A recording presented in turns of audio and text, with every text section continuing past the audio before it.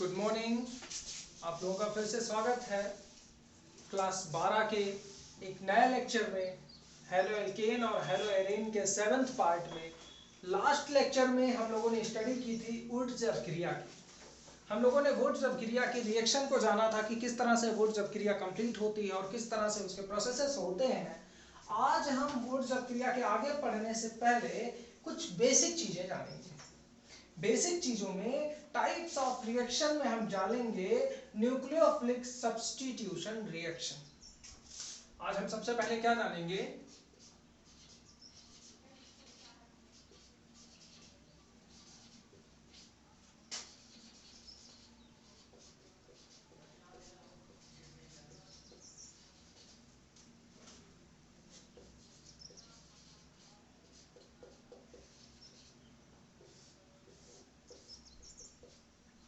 Nucleophilic substitution reaction यानी नाभिक स्नेही प्रतिस्थापन अभिक्रिया।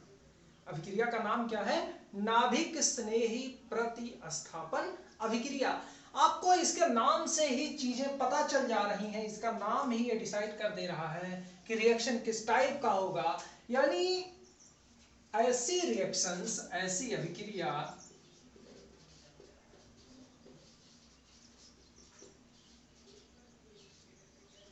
जिनमें अटैकिंग ग्रुप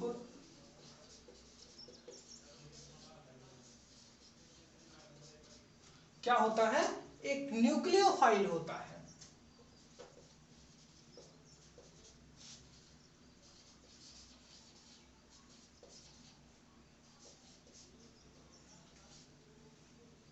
क्या होता है? न्यूक्लियोफाइल होता है।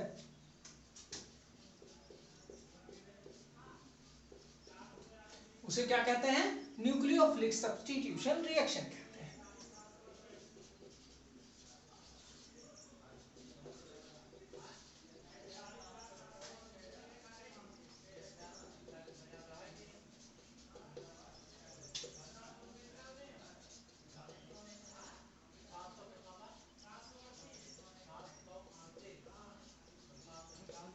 क्या कहलाता है? Nucleophilic substitution reaction.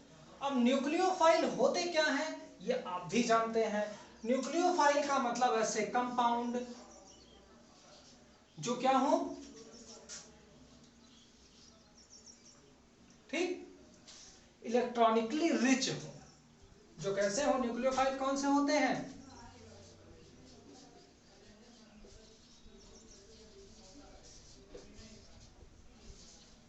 Electronically rich, यानी वह कंपाउंड जिनके पास कम से कम एक नेगेटिव चार्ज पाया जाता हो, या क्या पाया जाता हो? एक लोन पेयर पाया जाता हो। क्या पाया जाता हो? एक नेगेटिव चार्ज पाया जाता हो, या लोन पेयर पाया जाता हो, या जिनके पास बल्क में यानी ज्यादा मात्रा में इलेक्ट्रॉन्स होते हो, वो क्या कहलाते हैं? न्यूक्लियोफाइल कहलाते हैं।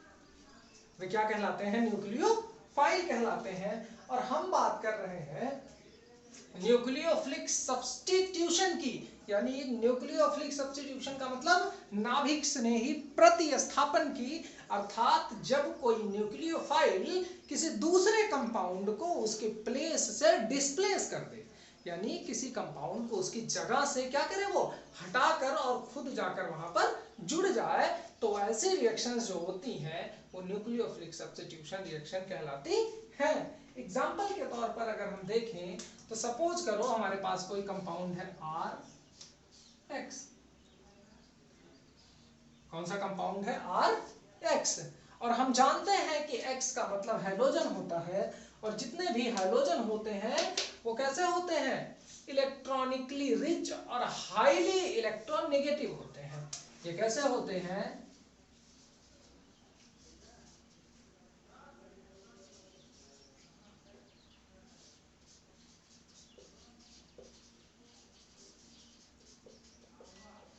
हाईली इलेक्ट्रोनेगेटिव यानी उच्च वैद्युत ऋणी। अगर इनकी विद्युत ऋणात्मकता ज्यादा है तो क्या होगा? ये जो इनके बीच का साझे का इलेक्ट्रॉन है ये किसकी तरफ शिफ्ट होगा? हाइड्रोजन की तरफ शिफ्ट होगा। और यहां पर क्या होगा? नेगेटिव चार्ज आएगा। और यहां पर कैसा चार्ज आएगा, आंशिक तौर पर पॉजिटिव चार्ज आ जाएगा। अब हम कोई न्यूक्लियोफाइल लेके आते हैं, क्या लेके आते हैं, कोई भी न्यूक्लियोफाइल लेके आते हैं, तो ये न्यूक्लियोफाइल जो है ये अटैकिंग ग्रुप है।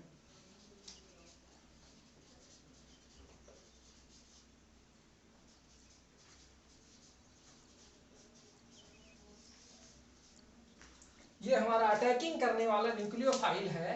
अब हम जान रहे हैं कि ये जो R यानी एल्किल ग्रुप है ये इलेक्ट्रॉनिकली डिफिशिएंट है। कैसा है, इलेक्ट्रॉनिकली डिफिशिएंट, यानी इसके पास इलेक्ट्रॉन की कमी है और इस न्यूक्लियोफाइल के पास इलेक्ट्रॉन की अधिकता है। तो ये क्या करेगा, इसके साथ आकर अटैक करेगा और इसको इसके स्थान से क्या करेगा, हटा देगा। तो हमारे पास क्या बन जाएगा, नया compound R bond nucleophile plus X negative, ये हमारा कंपाउंड बन गया। ये हमारा है प्रोडक्ट, और ये क्या है हमारा, हैलाइड आयन।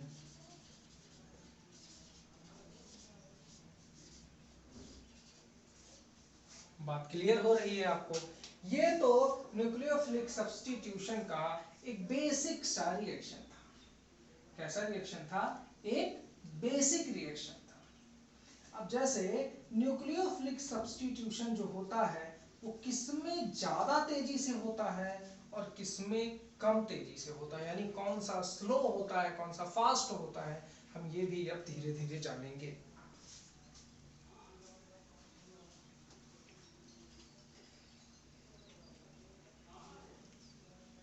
चलिए अब थोड़ा सा और जानते हैं।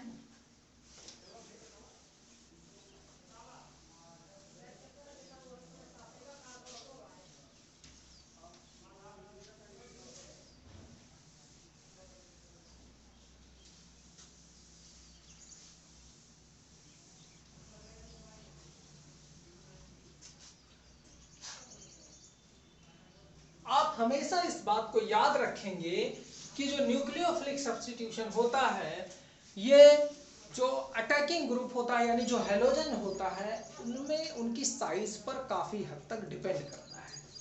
यानी जिनकी साइज जितनी बड़ी होगी वो उतनी ही जल्दी रिप्लेस हो सकते हैं, वो उतनी ही जल्दी क्या हो सकते हैं, रिप्लेस हो सकते हैं। जैसे अगर हमारे पास ये कंपाउंड है RF, RCl, RBr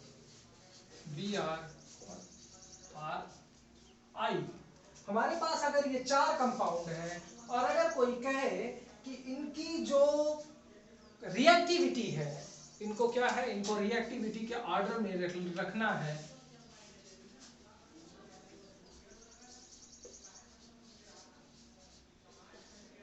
इनका रिएक्टिविटी का ऑर्डर क्या होगा न्यूक्लियोफिलिक सब्स्टिट्यूशन के रिगार्डिंग, तो हम क्या लिखेंगे, सबसे ज्यादा रिएक्टिव होगा हमारा RI, उसके बाद कौन सा होगा RBr, उसके बाद होगा हमारा RCl और सबसे लास्ट में RF।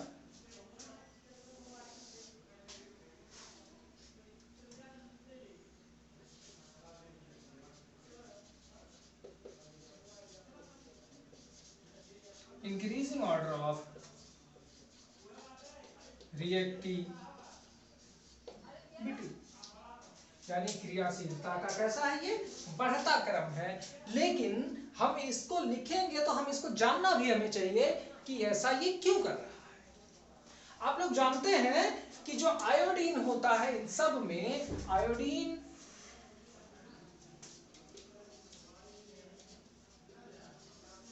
having higher atomic radii,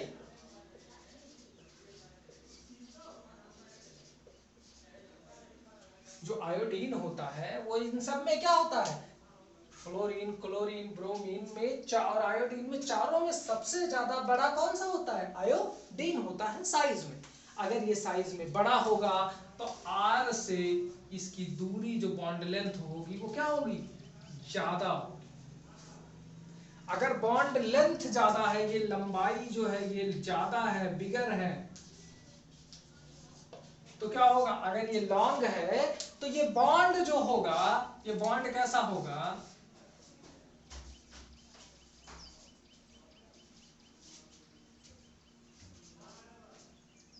bond कैसा होगा, वीक होगा। ये बॉन्ड कैसा होगा, वीक होगा। अब आप इस चीज को नोटिस करिए, हम इस बॉन्ड की बात कर रहे हैं, ये बॉन्ड कैसा होगा, यहां पर वीक होगा। तो यही रीजन है कि जैसे जैसे डिस्टेंस बढ़ता जाएगा उसकी रिएक्टिविटी जो होगी वो बढ़ती चली जाएगी। रिएक्टिविटी क्या होगी, बढ़ती चली जाएगी, यानी डिस्टेंस बढ़ने से वो कंपाउंड ज्यादा रिएक्टिव होता चला जाएगा। तो दिस इज द रीजन कि कौन सा ज्यादा रिएक्टिव होगा और कौन सा कम रिएक्टिव होगा। अब हम प्राइमरी, सेकेंडरी और टर्शियरी एल्केन के भी बारे में बात कर लेते हैं।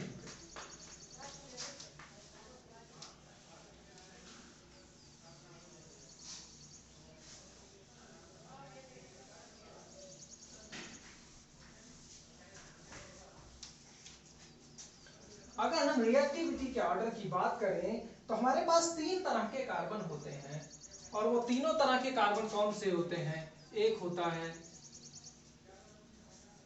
प्राइमरी कार्बन, दूसरा कौन सा होता है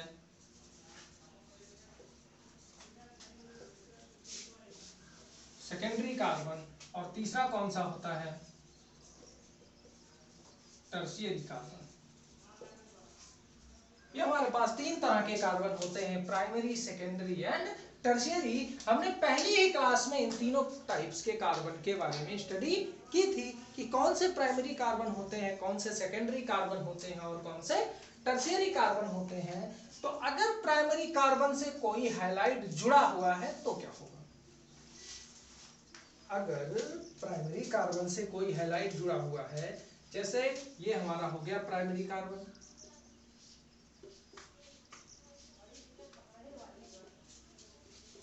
ये हमारा कौन सा कार्बन हो गया, प्राइमरी कार्बन हो गया, और यहां पर ये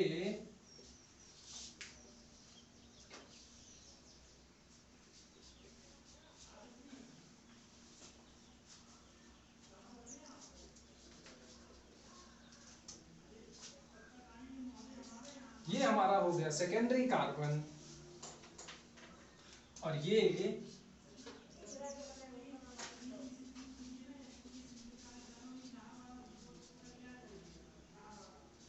हमारा कौन सा हो गया, टर्शियरी कार्बन।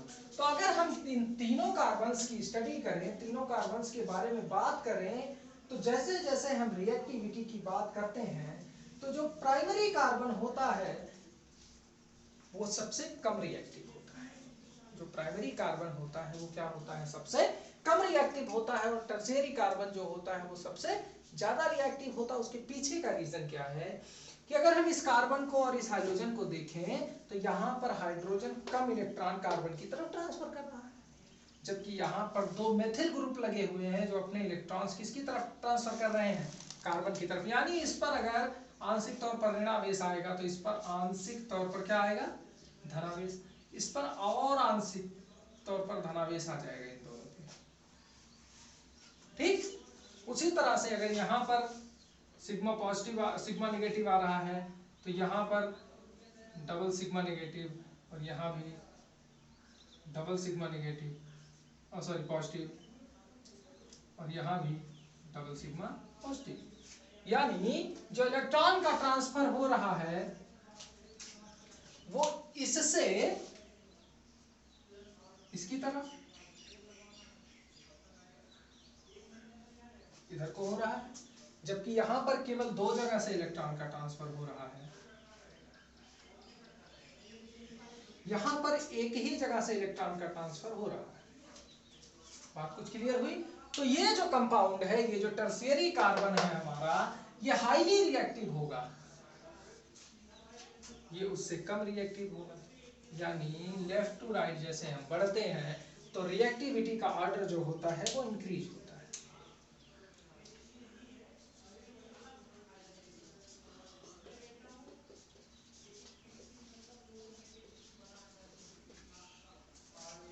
जैसे ही हम लेफ्ट टू राइट बढ़ते हैं प्राइमरी सेकेंडरी और टर्शियरी के केस में, तो क्या होता है, इनकी रिएक्टिविटी जो होती है वो इंक्रीज होती है। ठीक, ये हमने अभी पढ़ा। अब हम इनके टाइप्स भी पढ़ लेते हैं यहीं पे। इनके टाइप्स कौन कौन से हैं ये भी हम जान लेते हैं।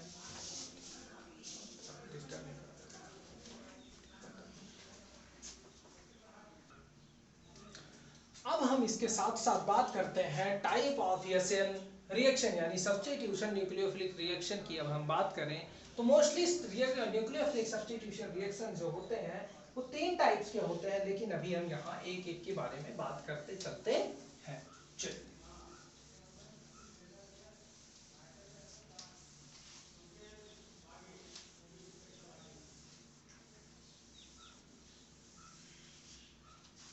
अगर हम इनके टाइप्स की बात करें तो ये 3 तरह के होते हैं। कौन कौन से होते हैं? एक होते हैं SN1 रिएक्शन, दूसरा होता है SN2 रिएक्शन, और तीसरे जो होते हैं वो होते हैं SNI रिएक्शन। कौन कौन से? एक SN1, SN2 और SNI, यानी first order nucleophilic substitution reaction, second order nucleophilic substitution reaction और इंटरमीडिएट न्यूक्लियोफिलिक सब्स्टिट्यूशन रिएक्शन। बात आप समझ रहे हैं कि कौन कौन से होते हैं? 3 तरह के होते हैं, बट आपको सिर्फ और सिर्फ यहाँ 2 ही टाइप्स के पढ़ने हैं।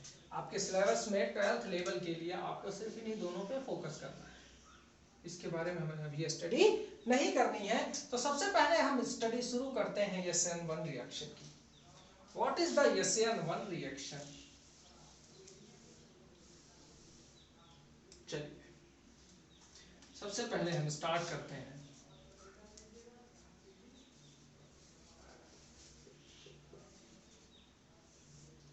यानी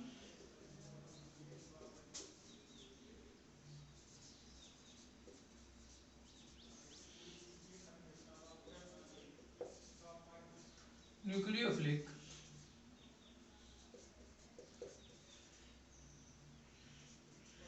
सब्स्टिट्यूशन रिएक्शन। ठीक, अब अगर हम first order nucleophilic substitution reaction की बात करें तो इसमें भी जो अटैकिंग ग्रुप होगा वो क्या होगा? न्यूक्लियोफाइल होगा। लेकिन डिफरेंस क्या है इनमें? मेन डिफरेंस ये है कि this reaction completed in 2 step.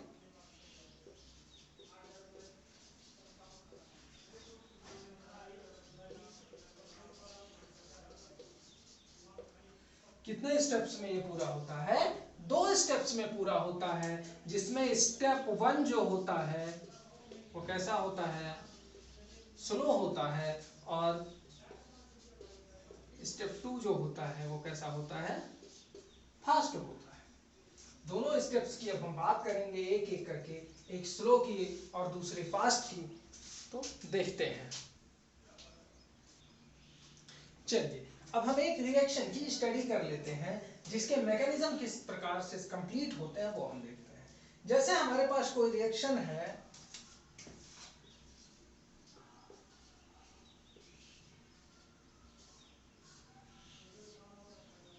ये कार्बन से जुड़े हुए हैं और इनसे यक्ष जुड़ा हुआ है, प्लस कोई न्यूक्लियोफाइल का अटैक है, और ये कंपाउंड जो हमारा बन जाता है वो क्या बन जाता है? Nucleophile carbon R1 R2 R3, या ये भी बन सकता है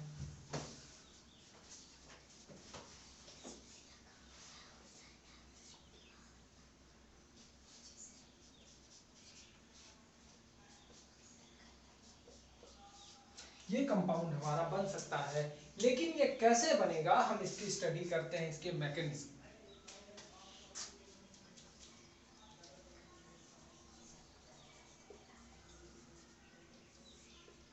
यानी इसकी क्रिया विधि।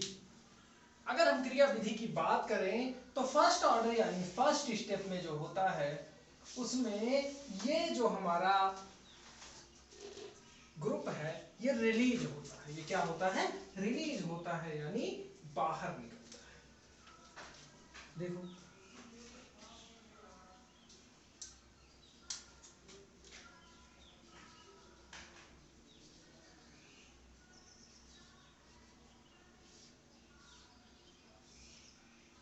ये कार्बन हो गया और यहाँ से ये आपका यक्स जुड़ा हुआ है। और इस स्टेप में क्या होता है कि इस कार्बन से जो आपका यक्स है वो बाहर निकल चुका होता है। क्या होता है? बाहर निकल चुका होता है। R3 हो गया और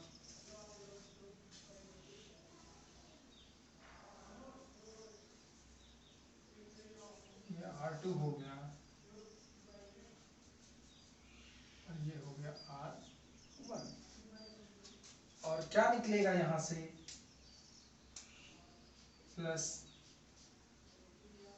यक्स नेगेटिव निकलेगा। और अगर यक्स नेगेटिव यहाँ से निकलेगा तो ये जो आपका ग्रुप है इस पर कौन सा चार्ज आ जाएगा? आ जाएगा पॉजिटिव चार्ज। और ये रिएक्शन जो होती है ये स्टेप 1 है। और ये कैसी होती है? स्लो होती है, धीरे धीरे होती है। ठीक, जब एक बार ये हैलोजन यहां से बाहर निकल गया तो अब ये जो है ये हाईली रिएक्टिव हो जाता है।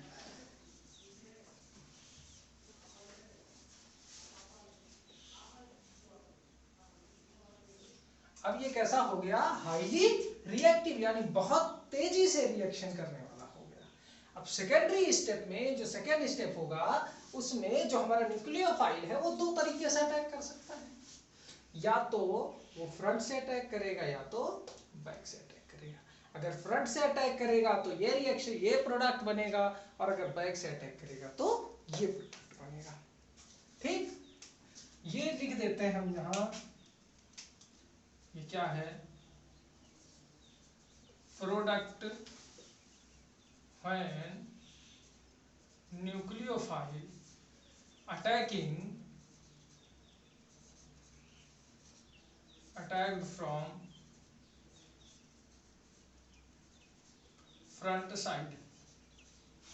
ठीक, और ये दूसरा जो है ये क्या है? Product when nucleophile attack from back side. दो तरह के प्रोडक्ट बनेंगे। एक कौन सा होगा? वह प्रोडक्ट बनेगा जिसमें न्यूक्लियोफाइल क्या होगा? सामने से अटैक करेगा। और दूसरा प्रोडक्ट जो होगा उसमें न्यूक्लियोफाइल कहां से अटैक करेगा? पीछे से अटैक करेगा। तो यहाँ अभी हम आगे और पीछे की बात नहीं करते, यहाँ सिर्फ सामने की बात करते हैं। और अब हम इसको यहाँ लिख लेते हैं, इसको इरेज कर देते हैं। देखते हैं, ये हमारे पास में अब कंपाउंड बना है। ये R2,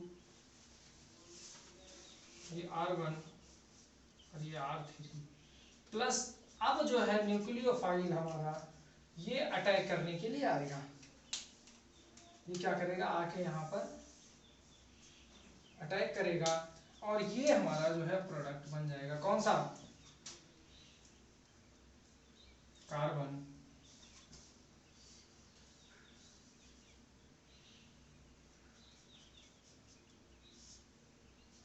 ये कौन सा है? R2, R1, R3 और यहाँ से ये हमारा न्यूक्लियोफाइल हो गया। ठीक, ये जो हमारा स्टेप होता है ये स्टेप 2 है। ये कैसा होता है? ये होता है फास्ट।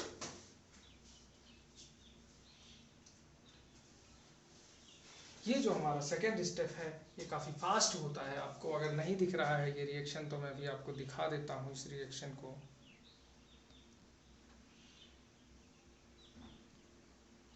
ये लास्ट स्टेप को आप देख लीजिए, ये स्टेप थोड़ा सा फास्ट हो जाता है। स्टेप 2 जिसमें से न्यूक्लियोफाइल जो होता है वो अटैक करता है और क्या होता है कि जो हमारा कार्बोकैटायन है कार्बोधनायन है वो हट जाता है, वो अपने पोजीशन को खो देता है, यानी पॉजिटिव चार्ज उसका खत्म हो जाता है और क्या बन जाता है, एक नया कंपाउंड बन जाता है। ये हमारा प्रोडक्ट हो गया।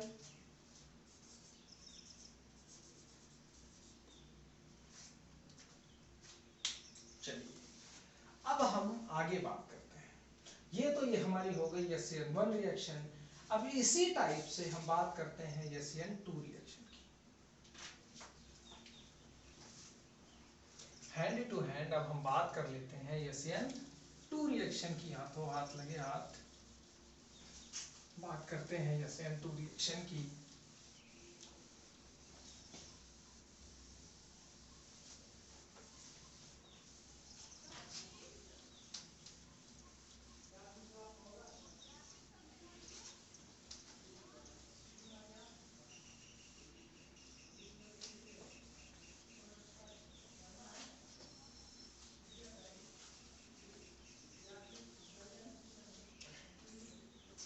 अब हम बात करते हैं किसकी,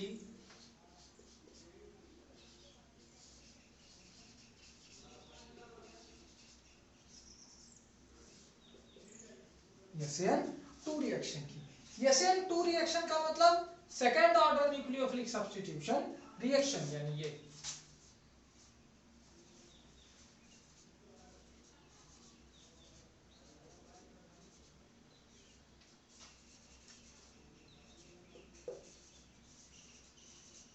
second order nucleophilic substitution reaction. और इस रिएक्शन की अगर हम बात करें तो अब हम कह सकते हैं कि ये जो रिएक्शन होता है, इस रिएक्शन का ड्यूटी क्या है कि ये रिएक्शन एक ही स्टेप में होता है, लेकिन इस रिएक्शन में हमारा क्या बनता है, ट्रांजिशन स्टेट बनता है। इस रिएक्शन में हमें क्या मिलता है,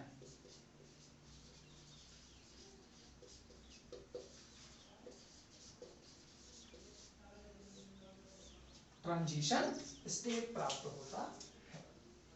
अब अगर हम ट्रांजिशन स्टेट की बात करें तो ट्रांजिशन स्टेट कैसे बनता है ये देखते हैं। तो हमने बताया कि क्या होता है, इसमें ट्रांजिशन स्टेट बनता है। ट्रांजिशन स्टेट कैसे बनता है, रिएक्शन वही सेम है, पुराना वाला हम यहां लिख लेते हैं। क्या है रिएक्शन में, हाँ R1 R2 और R3, यहां से कार्बन, यहां पे हाइड्रोजन प्लस न्यूक्लियोफाइल, प्रोडक्ट क्या बनेगा आपका R1 R2 R3, ये कार्बन, यहाँ से ये आपका न्यूक्लियोफाइल प्लस डिऑक्सीनिडेट, ये हमारा रिएक्शन है। लेकिन अगर हम इसके मैकेनिज्म की बात करें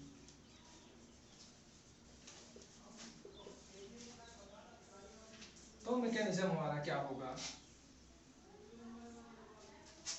मैकेनिज्म की अगर हम बात करें तो देखते हैं मैकेनिज्म के बारे में। मैकेनिज्म इसका जो कहता है वो क्या कहता है, ये देखते हैं। इसमें देखो हमारा ये हो गया न्यूक्लियोफाइल और ये हो गया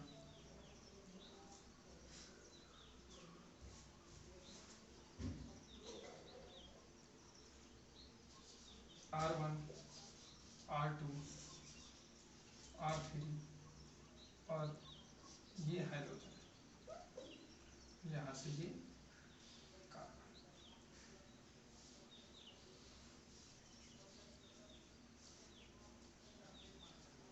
ये ऐसे जुड़ा हुआ है, ठीक, ये हो गया हमारा। अब इसमें होता क्या है कि ये यहाँ से आके इस पे अटैक करेगा, इस कार्बन पर क्या करेगा, अटैक करेगा। तो जैसे ही अटैक करेगा यहाँ पे एक नया कंपाउंड बनना शुरू होगा, बना नहीं होगा, बनना शुरू हो जाएगा। कैसे शुरू होगा ये देखते हैं। This is completed like this type, R1 R2 R3, this one is carbon, solid bond, double bond, in the plane bond, और यहाँ पर जो प्रोडक्ट बनेगा वो कुछ ऐसा इंटरमीडिएट हमें बनेगा।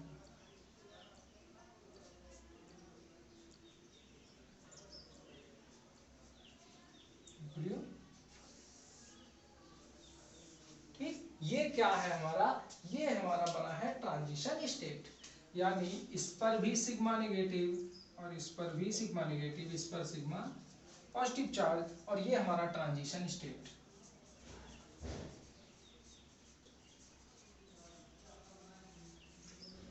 और जो लास्ट स्टेप इसका होगा उसमें हमें सीधे सीधा प्रोडक्ट मिल जाएगा, कौन सा, R1 R2 R3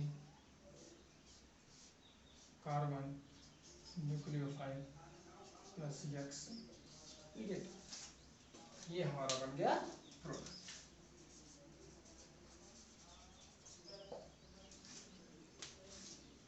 चलिए अब ये रिएक्शन जो होती है वो मोस्टली कुछ चीजों पर डिपेंड करती है। कौन कौन से चीजों पर डिपेंड करती है एक बार ऐसे रफली हम जान लेते हैं, बाकी नेक्स्ट क्लास में हम उसको पढ़ेंगे, बाकी यहाँ थोड़ा सा उसको जान लेते हैं।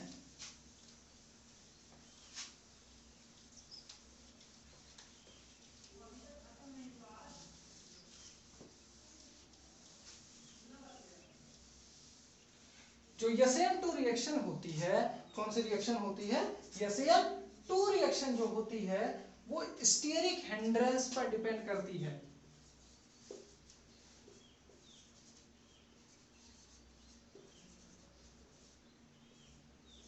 किस पर डिपेंड करती है, स्टीयरिक हिंड्रेंस पर डिपेंड करती है।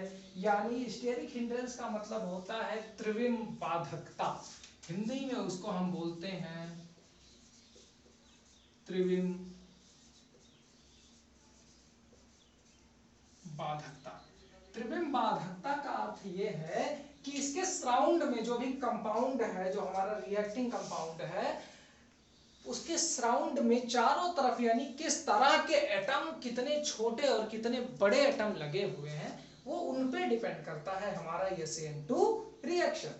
तो आज की क्लास बस यहीं तक, अगली क्लास में हम फिर मिलेंगे एक नए पॉइंट, एक नए टॉपिक को लेकर। तब तक के लिए गुड बाय, गुड नाइट। आप लोग पढ़ते रहें, मेहनत करते रहें।